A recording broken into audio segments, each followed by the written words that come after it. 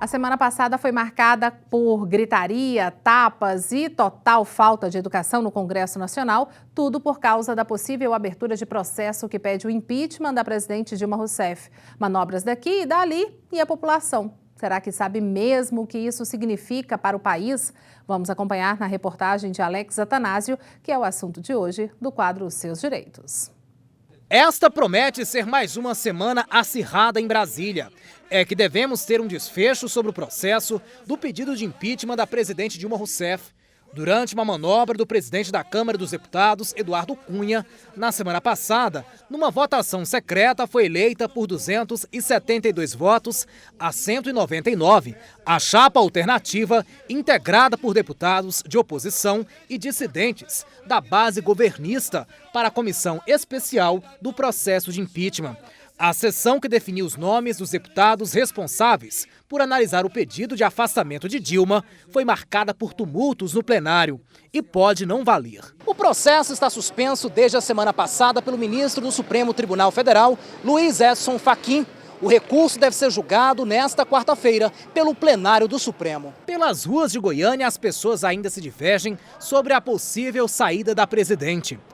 Quem faz errado tem que pagar pelo erro. Ela não devia nem ter entrado. Como você vai presidir um país, você não vai saber de tudo? Não tá bom, mas arrumar um para melhorar é muito difícil. Caso o Supremo entenda pela legalidade do processo iniciado na Câmara dos Deputados, o pedido de impeachment deve seguir todo um rito baseado no regimento interno da Casa. Mas pouca gente sabe como tudo isso se dará. Grande parte da população não entende. Eu não gosto muito de mexer com negócio político, porque eu não entendo muito, só que estou percebendo que o país está uma barra. Hein? Tem muito barulho e pouca conscientização da população, né? Existem os movimentos sociais e as informações que a gente tem da mídia e das brigas entre os políticos. Né? Desde que assumiu o segundo mandato, a presidente Dilma Rousseff sofre pressão de grupos que pedem seu impeachment. Quem não se lembra do caso do ex-presidente Fernando Collor de Mello, que também sofreu um pedido de impeachment e teve de deixar a presidência. Tudo aconteceu em 1992. As causas dessa vez seriam as mesmas? Bom, para falar sobre todo esse processo e o que pode implicar na vida de cada um de nós, eu converso agora com o Diogo Crossara, que é advogado eleitoral. Oi, Diogo, tudo bem? Boa tarde. Boa tarde. Diogo, vamos lá. Primeiro, existem dados reais para fazer esse pedido de impeachment e o que isso significa? Bom, o impeachment, a gente já sabe, é o impedimento do presidente da República. O presidente da Câmara dos Deputados, o deputado Eduardo Cunha, ele aceitou um dos vários pedidos que haviam lá do impeachment da presidente Dilma. Segundo esse pedido de impeachment, um desses fatos seria ofensa à lei orçamentária, que é, em tese, um fato que a gente chama de fato típico, aquele que pode ser motivo para o impeachment. É muito difícil, nesse processo, a gente está acostumado com o julgamento, ter essa similitude, traçar esse paralelo entre como um juiz julga e como esse processo de impeachment é conduzido. Sabe por quê? Porque aqui, nesse caso, o julgamento não é tão jurídico como a gente tem, ele é muito mais político.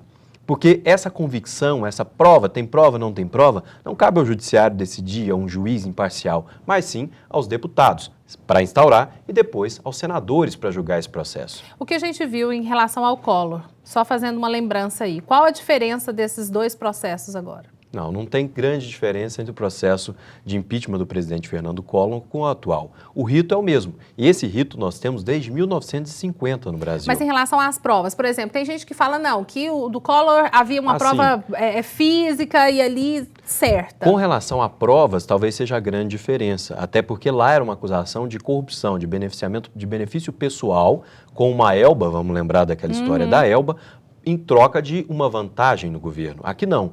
É um descumprimento de uma lei orçamentária, são as chamadas pedaladas fiscais, que abriu um crédito extraordinário no orçamento da União para pagar despesas do próprio governo. Não tem uma acusação direta de um benefício próprio da presidente da República. Mas só que o que a gente tem que deixar claro é que dizer qual é o que tem mais prova, qual é o mais importante, não vai caber a um juiz. Não é um senso comum de justiça que vai decidir, e sim um julgamento político.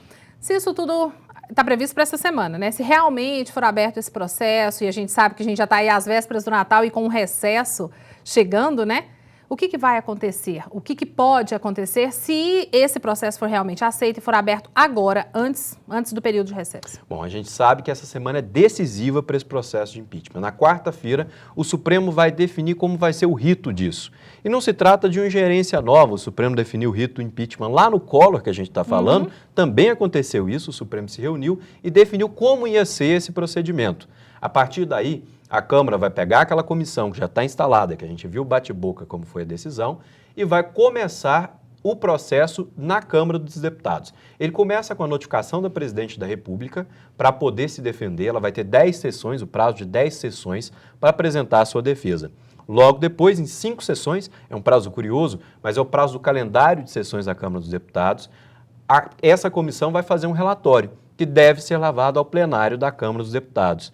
O plenário, por 2/3, pode abrir o processo de impeachment. São 342 votos necessários para essa abertura. No caso de que existam esses 342 votos a favor da abertura, imediatamente a presidente é afastada do cargo e o Senado inicia o processo de cassação. Isso seria agora, né? Porque assim, eu acho que está todo mundo com tanta pressa, ou por uma solução ou outra, até mesmo pela questão da economia do país, isso seria agora ou seria depois, né, do retorno do recesso, que é no dia 15 de fevereiro? A gente ainda nem sabe se vai ter recesso. Existe uma possibilidade de suspensão do recesso. Já aconteceu também em 2005, por exemplo. O recesso ele poderia ser suspenso com a decisão da maioria dos deputados e senadores. A maioria do Congresso poderia se reunir e suspender esse recesso. Aí o processo correria dezembro, janeiro e fevereiro. Direto. Caso o recesso, que é previsto do dia 21 de dezembro a 1º de fevereiro, e aí o processo ficaria paralisado e a gente só teria essa decisão em fevereiro do ano que vem. O que nós não podemos mais é ficar com esse processo na cabeça do brasileiro, porque o país está parado e nós estamos aguardando que Brasília defina o futuro de todos nós. E para a gente, 2 meses é muito tempo. Para cada um de nós, 2 meses é muito tempo e para um país com tantos problemas como a gente está enfrentando, é mais ainda. Com certeza. Diogo, muito obrigado por mais uma vez estar aqui conosco. Um abraço. E a gente espera aí o desenrolar dessa situação logo. Eu conversei agora com o Diogo Crossara, ele que é advogado eleitoral.